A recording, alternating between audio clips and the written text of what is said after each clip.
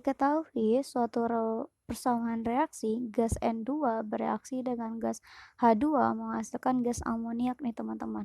Diketahui volume gas H2 itu adalah 60 mili pada kondisi T atau suhu dan P atau tekanan yang sama nih teman-teman. Pertanyaannya, apakah berlaku hukum Gay-Lussac? Nah, kalau teman-teman perhatikan, ini kita tuliskan kembali ya. Persamaannya itu ada gas N2 nih teman-teman. Bereaksi dengan gas H2. Ya kan? Kalau dari persamaan yang diberikan, ini kan persamaan reaksinya belum setara ya. Ya kan? Maka kita setarain dulu. Di sini ada 1, di sini ada 3, di sini ada 2. Oke, udah setara. Nah, kalau teman-teman perhatikan, dalam persamaan reaksi ini, ketiga unsur atau ketiga senyawa ini atau ketiga gas ini memiliki fase yang sama, yaitu fase gas. Nih, semuanya mengalami fase gas dan berarti dalam persamaan ini terjadilah perubahan dari gas N2 ditambah dengan H2 akan menjadi gas amoniak. Nah, yang ditanya adalah apakah berlaku hukum Gay-Lussac? Emangnya bunyi hukum Gay-Lussac itu apa gitu kan. Nah, oke, kita review kembali bunyi dari hukum Gay-Lussac.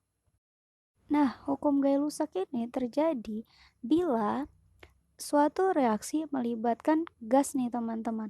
Maka nantinya perbandingan dari koefisien dari setiap gas atau koefisien dari reaksi ini akan menunjukkan bahwasanya volume-volume gas ini memiliki perbandingan yang sama dengan koefisien. Nah, oleh sebab itulah bunyi hukum Gay-Lussac itu adalah perbandingan dari volume gas akan sama dengan perbandingan volume akan sama dengan perbandingan koefisien reaksi.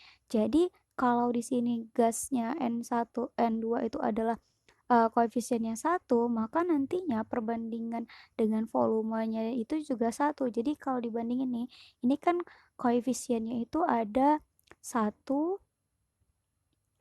3, dan 2. Maka perbandingan dari volume dan perbandingan koefisien nantinya itu sama-sama 1:3 banding 2 gitu teman-teman.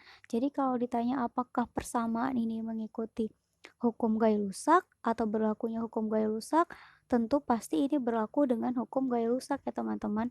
Kenapa? Karena dalam persamaan reaksi ini ketiganya itu merupakan senyawa atau unsur yang mengalami perubahan dari fase gas menuju fase gas juga gitu. Dan kata kuncinya adalah terjadi pada suhu dan tekanan yang sama. Oke, sekian.